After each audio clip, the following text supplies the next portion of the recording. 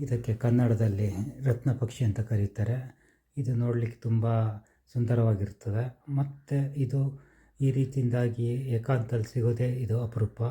ಇದು ದಟ್ಟವಾದಂತಹ ಪಶ್ಚಿಮ ಘಟ್ಟಗಳನ್ನ ಕಾಡಿನಲ್ಲಿ ಸಾಮಾನ್ಯವಾಗಿ ಕಂಡುಬರ್ತದೆ. ಮತ್ತು ಇದು ಹೆಚ್ಚಾಗಿ ದಟ್ಟವಾದಂತಹ ಪ್ರದೇಶದಲ್ಲಿರುವಂಥ ಮರ ಗಿಡಗಳಲ್ಲಿ ಇದು ಹೆಚ್ಚಿನ ಇಂದ ತನ್ನ ಆಹಾರವನ್ನು ಹುಡ್ಕೊಂಡು ತಿನ್ನುತ್ತಾ ಇರುತ್ತೆ. ಇದು ಹೆಚ್ಚಾಗಿ ದೊಡ್ಡ ಪ್ರಮಾಣದಲ್ಲಿ ಹಾರಾಟ ಮಾಡೋದಿಲ್ಲ. ಅಲ್ಲಿಂದ ಅಲ್ಲಿಗೆ ಸಾವಕಾಶ ಮೂಮೆಂಟನ್ನು ಮಾಡ್ತಾವ ತನ್ನ ಬೇಟೆಯನ್ನು ಆಡ್ತಾ ಇರ್ತದೆ. ಈ ವಿಡಿಯೋದಲ್ಲಿ ಸಮೇತ ನೀವು ನೋಡ್ಬೋದು. ಈ ದಟ್ಟವಾದಂಥ ಈ ಮರದ ಗಿಡಗಳ ಮಧ್ಯೆ ಇದ್ದಂಥ ಕೀಟಗಳನ್ನು ಹಿಡಿತಾ ತನ್ನ ಜೀವನ ಪ್ರಕ್ರಿಯೆಯನ್ನು ಅದು ಮುಂದುವರಿಸ್ತಾ ಇರೋದನ್ನು ನೀವು ನೋಡ್ಬೋದು.